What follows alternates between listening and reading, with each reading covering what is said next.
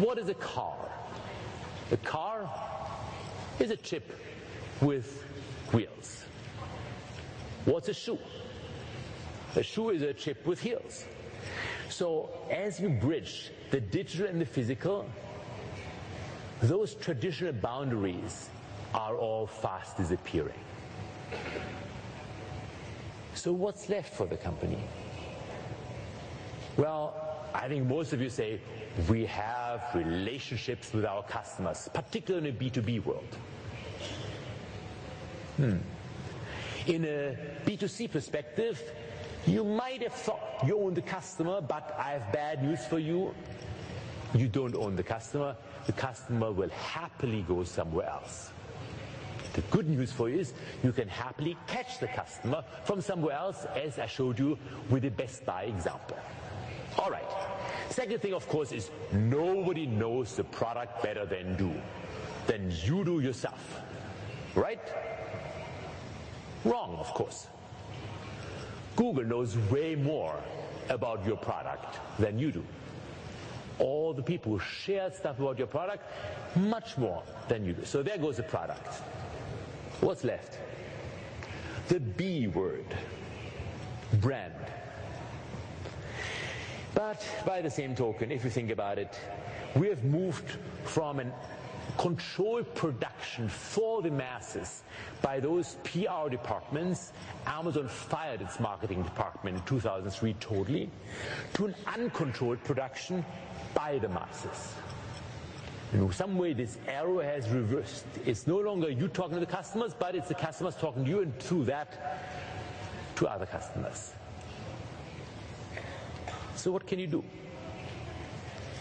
There are a couple of approaches. First, there are neutral platforms, and here's an example: Get Satisfaction. Go there, hang out, see what people are doing. It's free. If you want to get analytics back, you pay a couple $1,000 a month, and you get analytics back about the problems people have. And if you have an email address which is from your company name, you can actually show up as a person who belongs to that company. Example, I worked with Nokia earlier this year. My E71 wasn't working. I go on to Get Satisfaction. There was a solution, and somebody actually from Finland, where they worked for Nokia or not, I didn't know, he actually solved that problem for somebody else before me.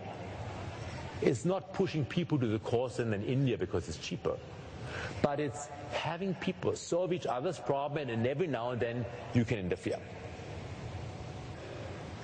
Think about the return on almost no investment. It's just your time, which you can get.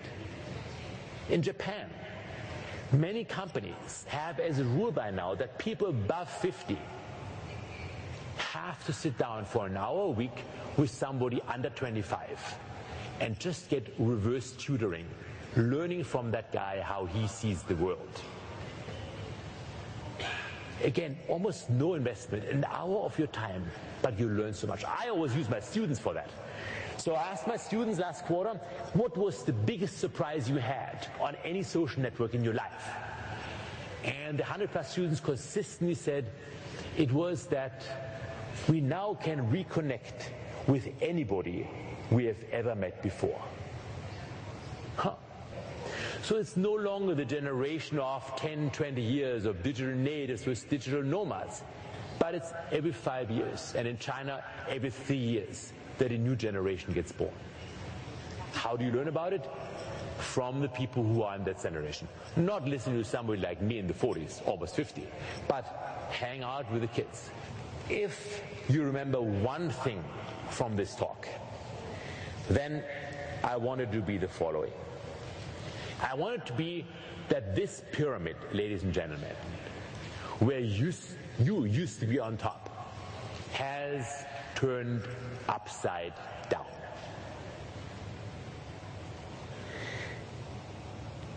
You have a choice.